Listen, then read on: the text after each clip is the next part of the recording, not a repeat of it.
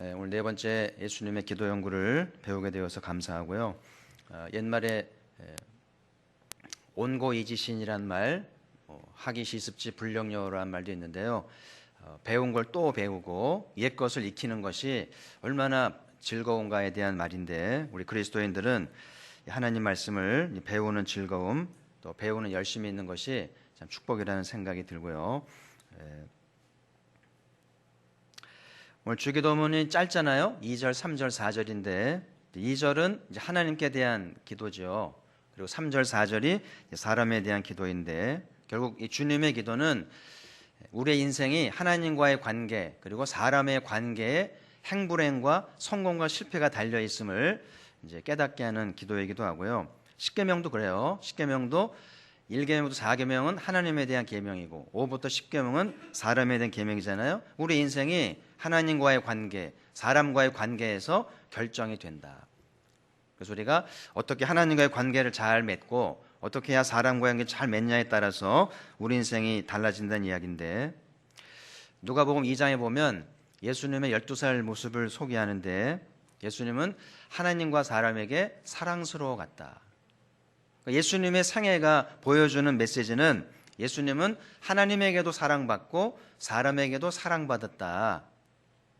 그게 이제 우리도 어떻게 살아야 되는지, 예수님이 우리의 삶의 본이 되시고 모델이 되시는, 여러분 자녀를 기를 때도 어떻게 하면 예수님처럼 이렇게 하나님과 사람에게 사랑을 받을까? 우리가 인생을 살면서도 이제 어떻게 하나님에게 사랑을 받고 사람에게 사랑을 받을지, 그 비결이 뭘까요? 어떻게 하나님의 사랑을 많이 받고 어떻게 해야 사람에게도 사랑받는 인생이 될 수 있을까요? 그 누가복음 2장에 예수님 12살을 모습을 보니까 3일 동안 성전에 있었잖아요. 부모 동의도 없이. 그러니까 유대인들은 만 12살이 되면 성인식을 치르기 때문에 부모 동의를 하지 않아도 독립적으로 할 수 있는 그렇게 성숙한 민족이죠. 그래서 12살 때 하루도 아니고 3일 동안 이제 부모 동의 없이 성전에서 잠은 어떻게 잤는지, 밥은 어떻게 먹었는지 모르겠어요. 어쨌든 랍비들과 이렇게 공부하는 장면을 소개하잖아요. 랍비에게 토론하기도 하고 또 질문하기도 하고 대답하기도 하고, 그래서 랍비들이 굉장히 놀라는 장면이,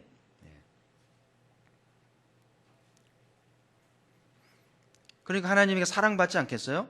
12살밖에 안 됐는데 하나님 말씀을 이렇게 열정적으로 배우려고 하고 찾으려고 하면서 그 메시아를 배우려고 하는 것이 얼마나 하나님에게 사랑받을 만한지, 그죠? 예배 드리는 거, 말씀 배우는 거, 주를 섬기는 거, 주의 일을 귀히 여기는 모든 것이 하나님께 사랑받는 귀한 모습이 아니겠어요? 그래서 하나님은 사람을 지으실 때 하나님을 찾도록 우리 영혼 속에 하나님을 찾는 씨앗을 넣어뒀다 그러잖아요. 씨앗이 이렇게 발화가 되는 것처럼 사람이 어릴 때든 나이가 들어서든 하나님을 찾게 돼 있어요. 그래서 아무리 돈을 많이 벌고 공부를 많이 하고 성공을 해도 그 마음 한구석이 비어 있는 거예요. 허전하고 무의미하고 불안한 거예요. 왜냐하면 하나님을 알지 않기 때문에. 그래서 우리 인생이 하나님을 찾아야 되고, 하나님을 만나서 삶의 의미가 뭔지, 하나님의 부르심을 발견하게 될 때 진짜 행복하고 진짜 멋진 삶이 된다는 것을 여러분이 알잖아요.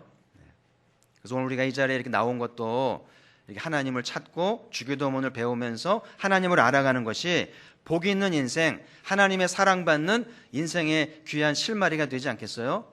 아멘. 여러분 절대 교회 억지로 오지 마세요. 끌려오지도 마시고 여러분 자원하는 마음으로 나는 하나님을 만날 거야, 하나님께 사랑받을 거야, 그래야 내 인생이 행복하고 잘 된다는 것을 늘 기억하시면서, 예수님이 사람에게도 사랑받은 비결은 무엇일까? 그 누가복음 2장 끝부분에 보면 예수님이 그 일 있은 이후에 나사렛의 부모님과 함께 돌아와서 아버지의 일을 순종해서 받들었다는 말씀이 나와요. 아버지가 무슨 일을 하셨죠? 목수죠. 이스라엘 사회에서 목수는 천직이에요. 정말 이렇게 어디가 너희 아버지 뭐하니 그러면 우리 아버지 목수예요 라고 말하기가 조금 창피한, 우리나라는 무슨 직업이 있어야 부모를 창피하나요? 우리 아버지 술집해요 그러면 창피한가요? 어쨌든 그렇게 부끄러운 직업이었음에도 불구하고 예수님이 그 아버지의 일을 받들어서 잘 순종하는 걸 보니까 사람들이 애가 된 거예요. 애가 기특하고 부모를 도울 줄 알고 집안 생활을 도울 줄 알면서 장남 역할을 하는 것이 얼마나 기특한지, 그러면서 이렇게 사람들에게도 사랑받았다는 것을. 여러분, 인간은 사회적인 동물이잖아요. 그렇죠?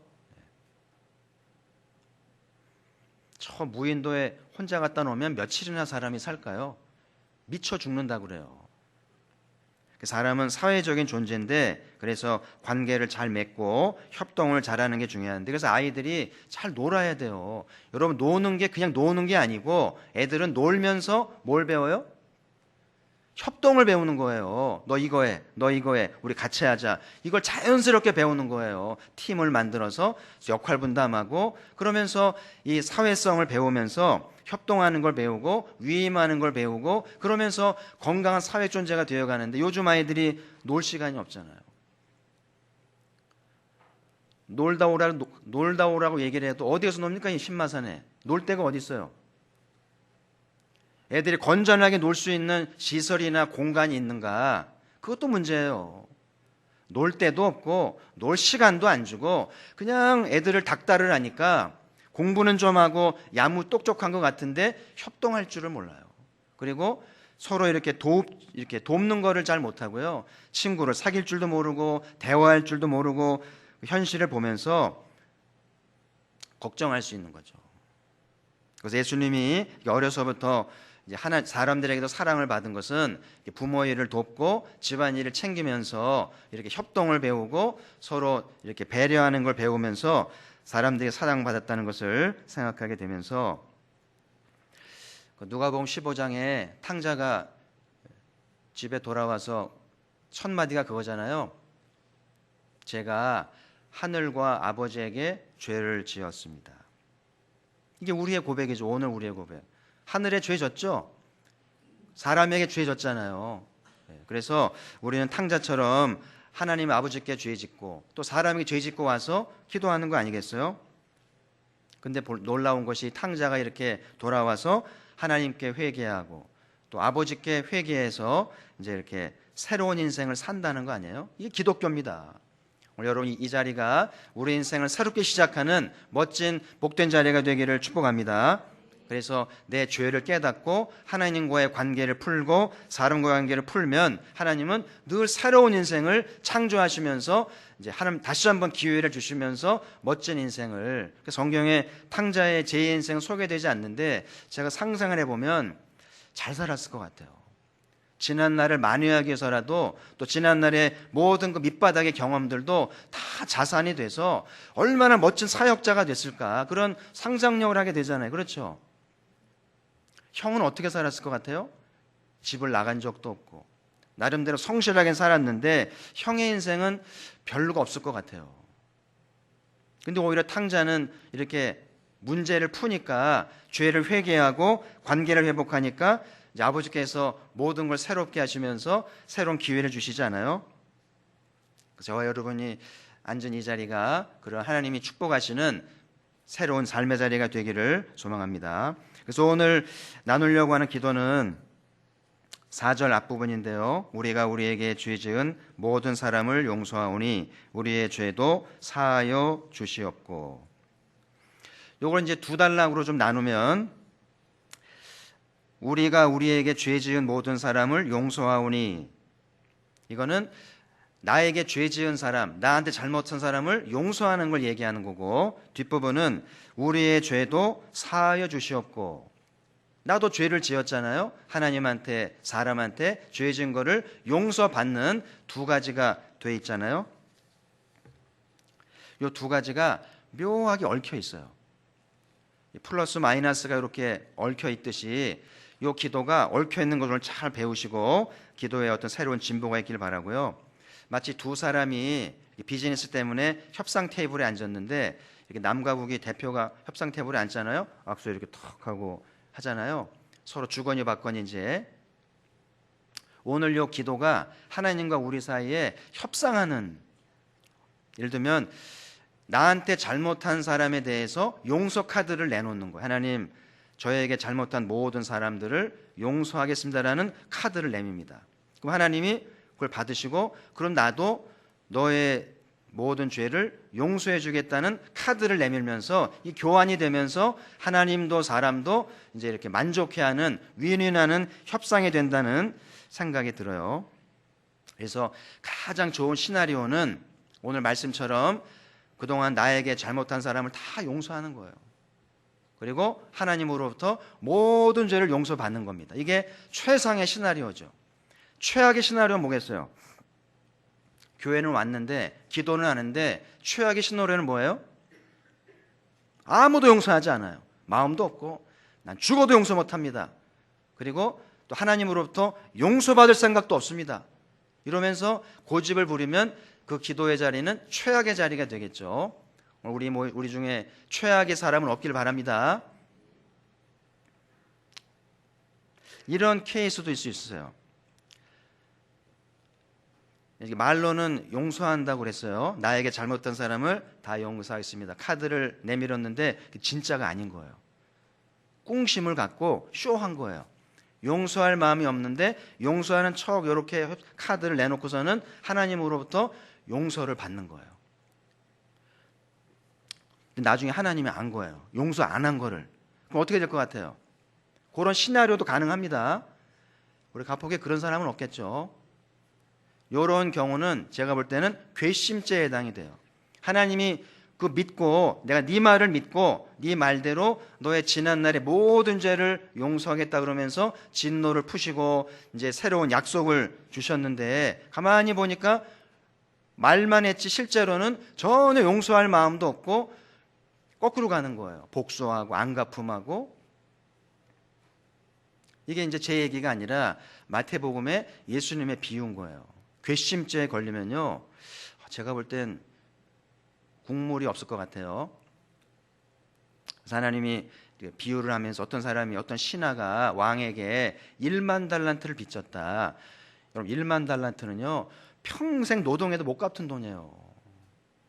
어떻게 그런 빚을 졌는지는 모르겠는데 갚을 수 없는 돈인데 왕이 하도 사정을 하니까 그 신하의 1만 달란트를 탕감했어요. 됐다, 없는 걸로 치자. 그러면서 찢은 거예요. 얼마나 기뻐요. 안 갚아도 되니까. 그 집에 가는데 자기한테 빚진 사람을 만났는데 얼마를 줬다고요? 100데나리온.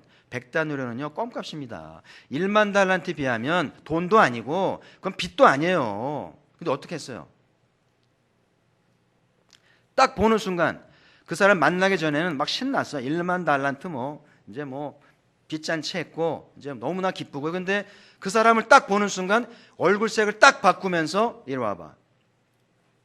그러면서 멱살을 딱 잡고요, 흔들어 대면서 그 사람의 자존심을 구겨가면서 갚으라는 거예요. 그 사람이 막 사정을 하면서 처자식도 있고 끼니가 어려워서 반드시 갚으니까 용서해 달라고, 좀 연기해 달라고 그러니까 이 사람이 용서 안 한 거예요. 그 얘기를 전에 들은 거예요. 왕이. 다 소문은 돕니다. 왕이 어떻게 했어요? 잡아와라 그래가지고 다시 빚 상환 도로 갚게 했고요, 집어넣었잖아요. 괘씸죄에 걸리니까 이렇게 국물도 없잖아요. 이게 비유가 뭐냐면, 하나님이 독생자를 통해서 우리에게 어마어마한 죄를 빚잔치 해주셨고 우리를 탕감해서 하나님의 자녀 삼고 언약 백성 삼으면서 하나님께 온갖 복을 받게 했는데, 우리에게 빚진 작은 사람들을 용서하지 않고 탕감하지 않아가지고 괘씸죄에 걸리면 얼마나 불행해지는지를 예수님이 설명하신 거잖아요. 오늘 이 기도를 잘 배우면서 우리 가포교회는 괘씸죄가 없기를 바라요. 마음을 곱게 먹으세요. 만 달란트 탕감을 받았으면 탕감해 줘야죠. 100달란트가 돈도 아닌데, 그렇잖아요. 그렇게 인색하게 이기적으로 강팍하게 살면, 괘씸죄에 걸리면 아무것도 없다고 하는 것을 기억하면서 오늘 4절 기도를 다시 한번 보시면, 우리가 우리에게 죄 지은 모든 사람을 용서하오니 우리의 죄도 사하여 주시옵고. 그래서 오늘 나에게 죄 지은 모든 사람을 용서해야 될 이유는 내 죄의 문제가 있고 그 죄로 인해서 하나님께 받을 심판과 죄값이 두려운 거예요. 그렇죠? 여러분, 사람들이 나한테 죄 지은 게 큰 문제가 될까요? 내가 하나님께 범죄해서 하나님께 받을 대가가 어마어마한 것일까요? 잘 따져봐야 돼요. 그냥 건성건성 기도하지 말고 잘 따져보시고 고민해 보면서 어떻게 결단하고 어떤 형태로 기도해야 할지에 대해서 잘 따라오셔야지 가벼운 시간이 되면 안 돼요. 그래서 오늘 정신 바짝 차리시고요. 잘 따라오시길 바라고. 자, 하나님이 나애가 지은 죄에 대해서 어떤 분이신지를 좀 볼 필요가 있어요. 오늘 제가 몇 구절을 따왔는데요. 로마서 1장 말씀인데요.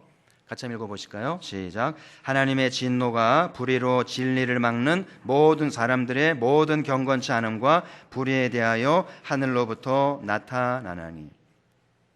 그러니까 하나님의 진노가 하늘로부터 나타난다. 누구에게요? 경건치 않고 불의한 사람들, 죄 지은 사람들에 대해서 하나님의 진노가 하늘로부터 임한다. 그 진노의 내용은 뭔지 모르지만 좀 무시무시할 가능성이 있어요. 2장 5절도 보면 우리 같이 읽죠. 시작. 내 고집과 회개하지 아니한 마음을 따라 진노의 날 곧 하나님의 의로우신 심판이 나타나는 그날에 임할 진노를 내가 쌓는도다. 잘못됐네요. 진노는 소주 이름인데 진노를 쌓는도다. 네. 우리가 고집 부리고 회개하지 않는 것에 대해서 하나님의 심판을 쌓는다. 여러분, 이렇게 눈이 쌓이면 눈사태가 되잖아요. 빨리빨리 눈 치워야 돼요.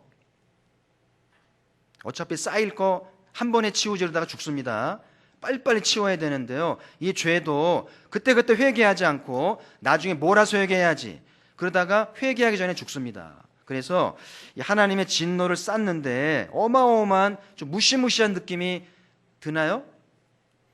성경을 볼 줄 알고 거듭난 사례나 이 두 구절만 봐도 지금 저와 여러분의 심장이 좀 떨려야 돼요.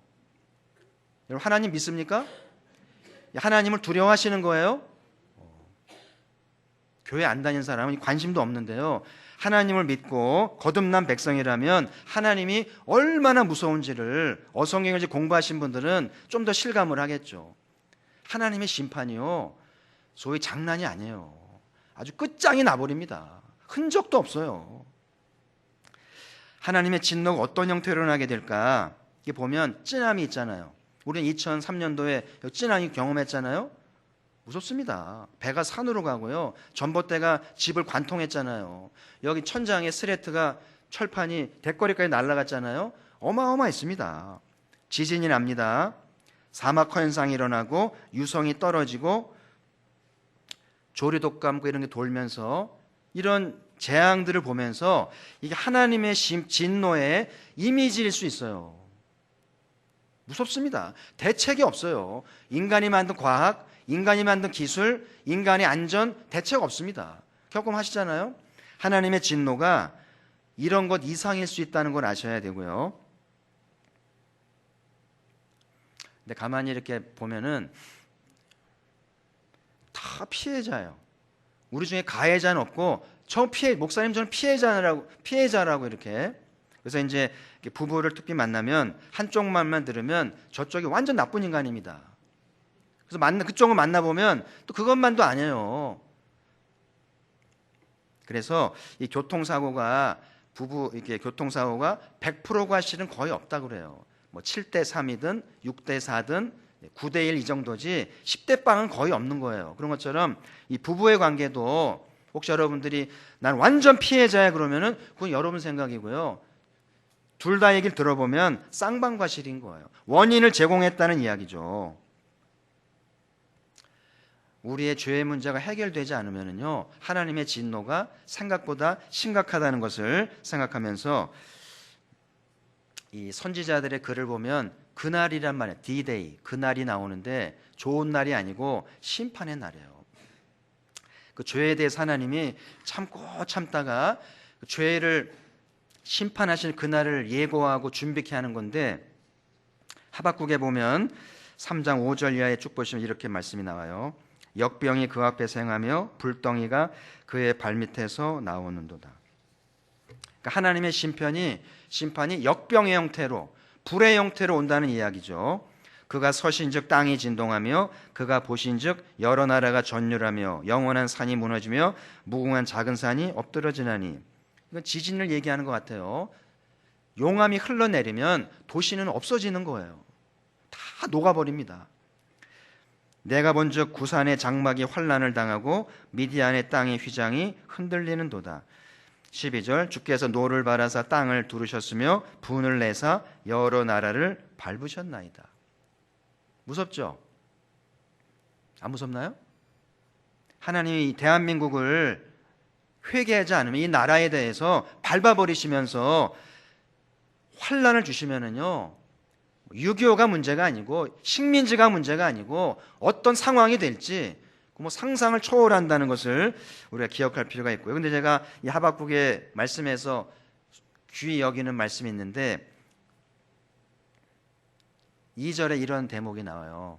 한번 따라 합시다. 진노 중에라도. 그 다음 못 가요. 제가 가끔 소개했는데 진노 중에라도 뭘 잊지 마옵소서. 하나님 막 진노합니다. 막 밟아버리시고 역병을 내리시는데 어떻게 해야 되겠어요? 진노 중에라도 긍휼을 잊지 마옵소서.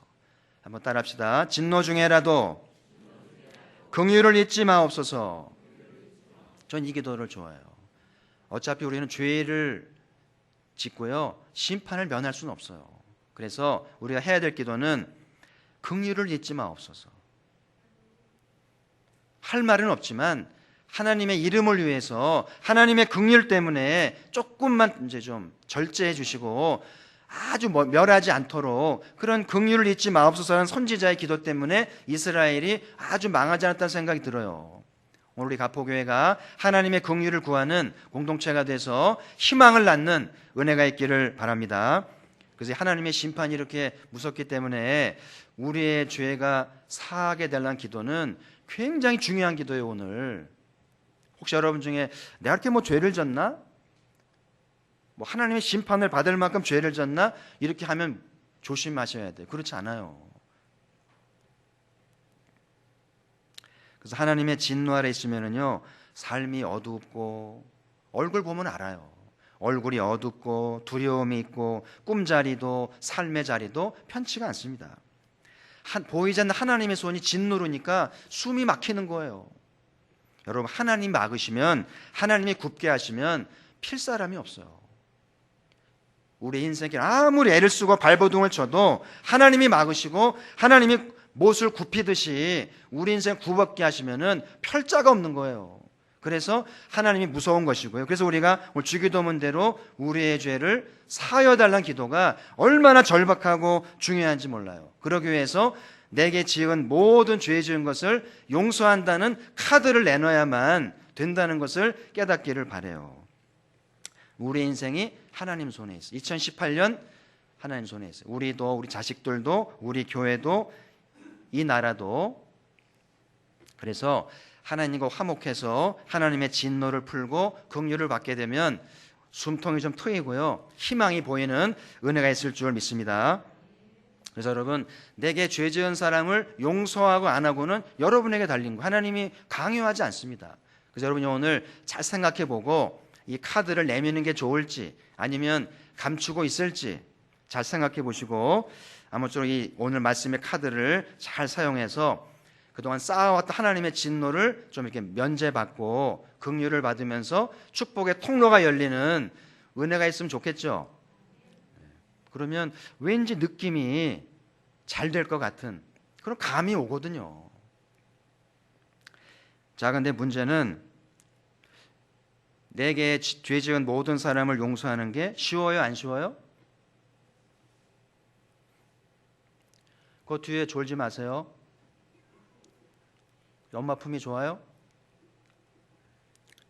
여러분, 나에게 죄 지은 모든 사람 용서하는 게 쉬워요, 어려워요?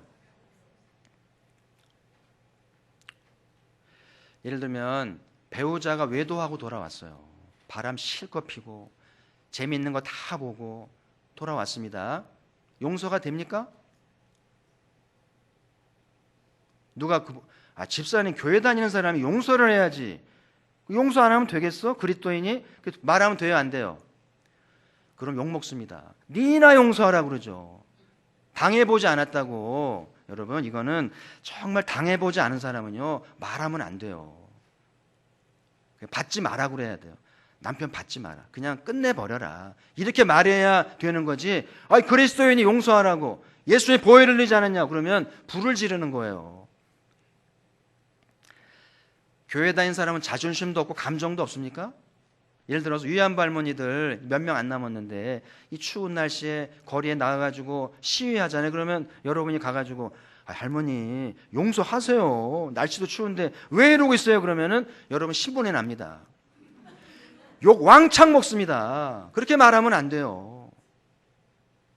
할머니들 고생한다고 이렇게 격려하면서 오래 사시라 그러면서 여러분이 일본을 향해서 회개를 선포하고 용서를 구하는, 이렇게 엎드려 사과하는 걸 얘기해야지 할머니한테 그 용서 못하냐 그러면은요 욕 먹습니다. 그래서 여러분, 나에게 모든 잘못한 걸 용서한다고 하는 거는 쉬운 게 아니에요. 그래서 우리 기도가 힘든 겁니다. 어떻게 기도하실래요? 오늘 덮어두고 가실래요? 좀 고민해 보실래요? 좀 때가 돼도 용서해 보실래요? 쉬운 게 아닙니다. 저도 여러분에게 강요할 수 없어요.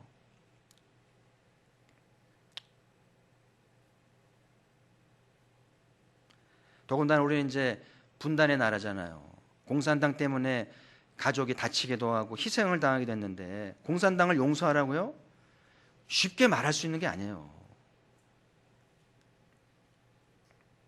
자, 그래서 오늘 이제 기도를 하기 전에 어떻게 용서가 할 수 있는 것인가, 이 카드를 내밀긴 해야 되는데 하나님의 심판을 생각하면 카드 내밀어야 되거든요. 자존심 때문에 카드 내밀지 않다가 심판 받아버리면 끝장이 나버리니까 두려운 마음으로 카드는 내밀어야 되겠는데 자존심이 허락하지 않고 감정이 허락하지 않아요. 어떻게 하면 좋을까요? 그래서 오늘 하나님의 긍휼이 필요한데, 제가 연초에 그 창세기 읽으면서 요셉 이야기를 보고 감동을 받았어요. 창세기의 백미는요, 요셉이 이제 이렇게 형들을 맞이하면서 형들을 용서하고 화해하는 이야기가 창세기 하이라이트 아니에요? 참 감동적입니다. 근데 거기 요셉의 용서하는 장면이 나오는데 잘 아시죠? 형들이 하지 못할 짓을 했잖아요. 동생을 돈을 받고 이렇게 매매했잖아요. 인신매매했잖아요. 노예로 팔았습니다. 근데 요셉이 이제 총리가 되고 형들이 쌀을 팔러 왔잖아요. 그럼 요셉이 크리스찬이니까 용서해야 될 거 아니에요. 형님 나야. 이러지 않았어요. 이렇게 하면 안 돼요. 어떻게 했어요? 자기 신분을 감추고요, 부채로 딱 자기 얼굴을 가리고요, 애군말로 하면 애군말로. 그러니까 형들은 요셉이라고 할 생각은 꿈에도 못한 거죠. 죽은 줄 알았으니까. 근데 어떻게 한 줄 아세요? 가서 이제 동생을 데리고 와라. 동생을, 베냐민 유일한 자기 동생 아니에요? 데려와라. 데려오면 너희 스파이가 아닌 걸 알겠고 쌀을 주겠다고 그래가지고, 그러니까 형들이 혹을 갖고 온 게 되는데 놀라운 거는 요셉이 신하들을 시켜가지고 형들 가방에 금부치를 넣어놨어요. 그래가지고 도적을 만듭니다. 그래가지고 이제 간 다음에 한참 가는데 요셉이 잡아와라. 잡아와서 가방을 열어보니까 도둑놈들이네. 그 형들이 어이가 없는 거예요. 우리 절대 이러지 않다는 거예요. 근데 어떻게 하면 물증이 나왔는데 어떡합니까? 내가 넣었으리? 그거 아니거든요. 자, 기가 막히죠. 그러니까 형들이 이제 억울한 일을 당하면서 지들끼리 수근수근거리는데 요셉은 알아듣잖아요. 뭐라 그래요? 죗값을 받잖아 임마. 그때 팔지 말자고 그랬는데 서로 막 싸우면서 동생 팔더니 하나님이 죗값을 치우게 하신다 그러면서 막 이제 하는 걸 듣죠.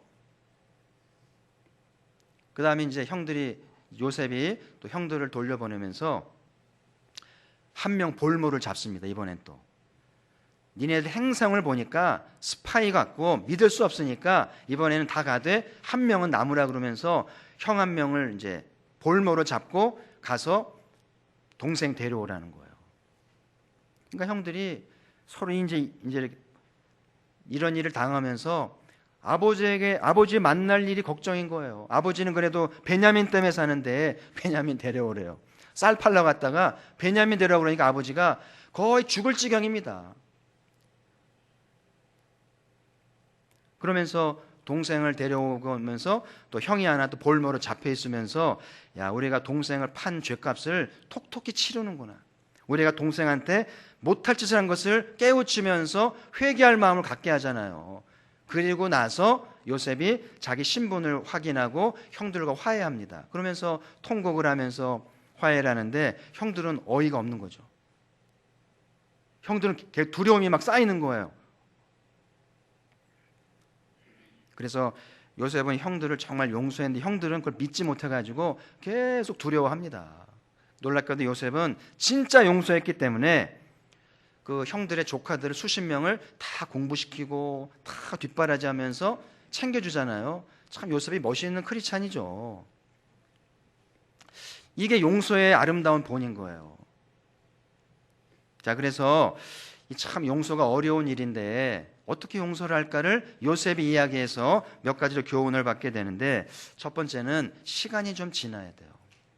용서는 재촉하면 되는 게 아니고요, 시간이 지나면서 좀 감정도 누그러져야 되고요, 그리고 좀 삶의 변화도 좀 생기면서. 요셉이 총리가 됐잖아요. 요셉이 총리가 안 되고요 계속 노예였으면 용서가 됐을까요?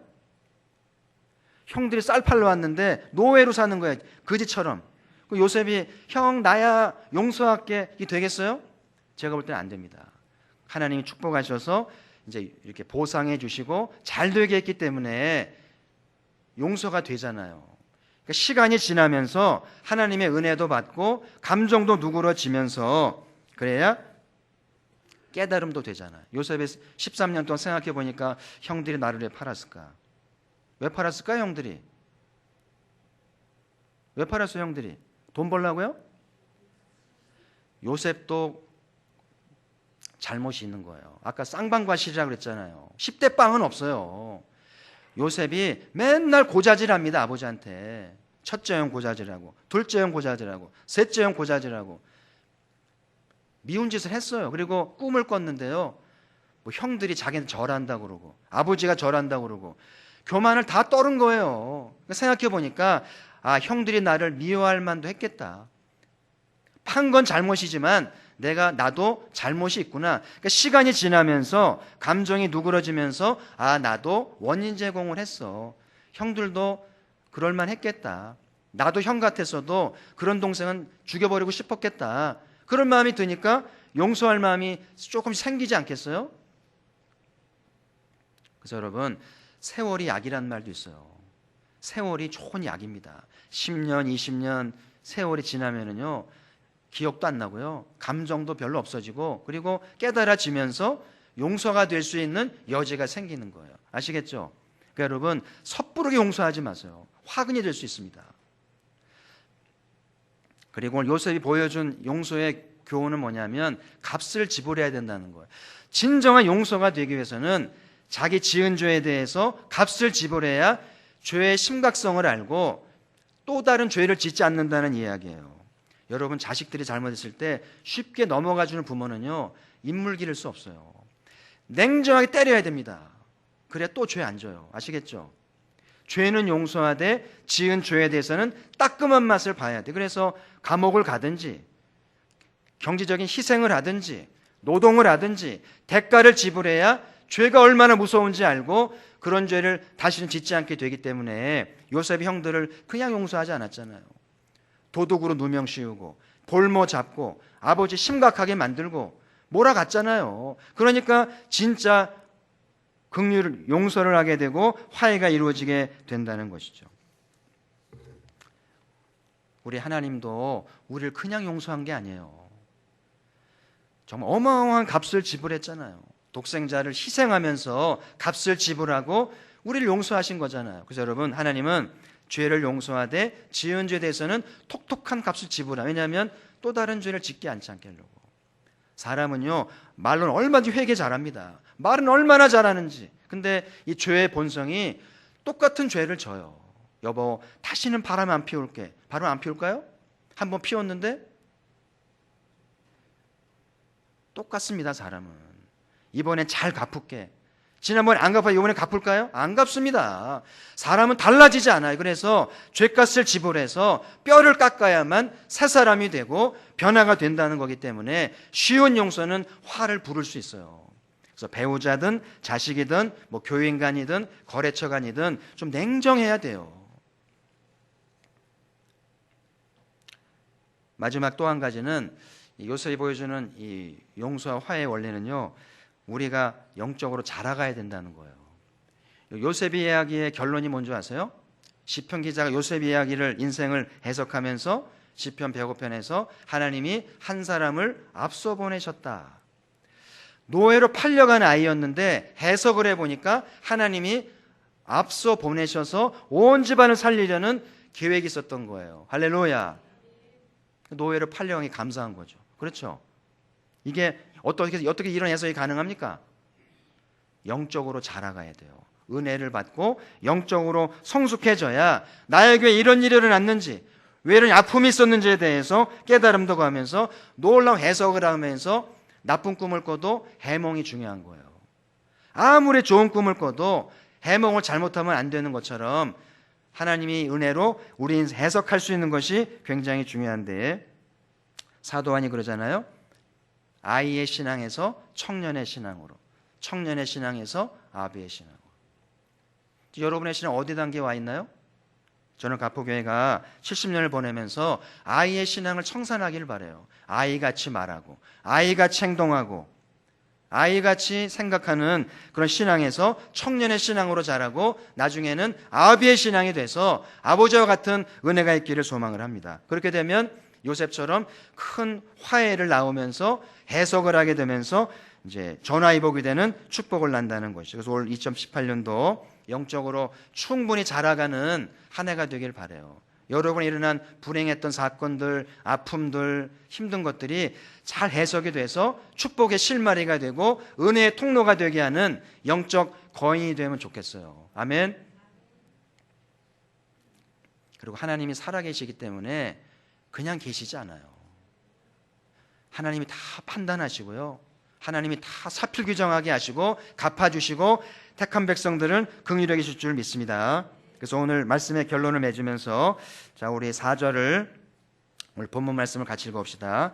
시작. 우리가 우리에게 죄 지은 모든 사람을 용서하오니 우리의 죄도 사하여 주시옵고. 이제 여기까지요. 네. 오늘 이제 기도하실 텐데 이 기도를 잘 사용하세요. 그냥 아무렇게나 기도하지 말고 여러분의 마음의 의지를 가지고 오늘 말씀을 잘 들어오면서 판단을 잘 하세요. 용서하고 안 하고는 여러분의 특권입니다. 안 해도 돼요. 해도 되고 안 해도 되는데 어떻게 해야 되는 건지 하는 건지 내게 유익인지 생각하시고 기도를 잘 할 수 있기를 바라고요. 그래서 하나님이 주님을 가르쳐 주면서 아버지께 기도할 때 이 카드를 사용해요. 이게 주님의 뜻인 거예요. 주님께 감사하죠. 우리 삶에 새로운 지평을 할 수 있는, 새로운 기회를 잡게 할 수 있는 카드를 주신 것이 사정 앞부분인 거예요. 그래서 오늘 카드를 잘 사용하면서 나에게 잘못한 모든 사람들을 용서하는 카드를 내밀면서 하나님의 긍휼을 받고 하나님의 진노를 피할 수 있을지 잘 생각해 보시길 바라고요. 그래서 하나님과 화목해지게 되면 여러분의 삶의 질고가 풀리기 시작하고 그렇게 안 되던 인생이 풀릴 수 있다는 걸 알아야 돼요. 왜 이렇게 인생이 안 될까요? 왜 이렇게 하나님 막으시고 굽게 하시는 걸까요? 하나님 못되신 분인가요? 여러분의 기도가 잘못될 수 있어요. 그래서 오늘 기도대로 카드를 내밀어야 돼요. 하나님, 이제 용서해 보겠습니다. 당장은 안 되지만 주님 말씀에 의지해서 내게 잘못한 모든 사람, 배우자일 수 있고 자식일 수 있고 친한 친구일 수 있고 같은 교인일 수 있고 위안부 할머니 같으면 일본 놈들일 수 있고요, 공산당 희생당한 사람들은 공산당일 수도 있고요. 하나님, 한번 용서할 카드를 내밀어 보겠습니다. 그러면서 그 마음을 품게 되면, 그래서 이 밤에 하나님이 우리의 카드를 믿어봐 주시고 진노를 풀고 긍휼을 베풀면 좀 달라지지 않을까, 삶이.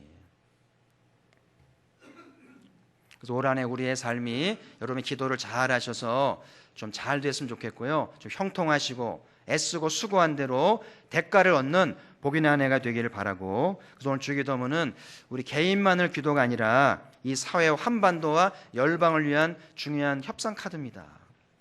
지금 이 나라도 그렇고 열방도 그렇고요, 난립니다. 얼마나 투쟁을 하고 얼마나 갈등이 많고 얼마나 분쟁이 많은지 주기도문의 문제예요. 그래서 오늘 가포교회가 이 주기도문을 잘 마음에 담으면서 이 기도를 평생 하시면서, 예수님이 그랬잖아요. 화평케 하는 자는 복이 있나니 하나님의 자녀라 일컬음을 받을 것이다. 우리가 이 주기도문을 가지고 화평케 하는 삶을 잘 살게 되면 하나님의 자녀가 돼서 하나님의 자녀로서 어마어마한 상속을 받게 된다. 그냥 주님 영접하면 자녀가 되는 게 아니에요. 정말 주님의 기도대로 순종하고 실천하면서 변화되어야 진짜 하나님의 자녀가 되면서 자녀답게 상속을 받게 되니까 올 한해 주기도문을 잘 배우시고, 그래서 용서를 베풀 줄 알고 하나님과 화목해서 예비하신 은총을 받아 누리는 우리 모두가 되기를 주의 이름으로 축복합니다. 자, 이제 기도할 텐데요, 오늘 말씀을 잘 기억하시면서 기도하기 원하고요.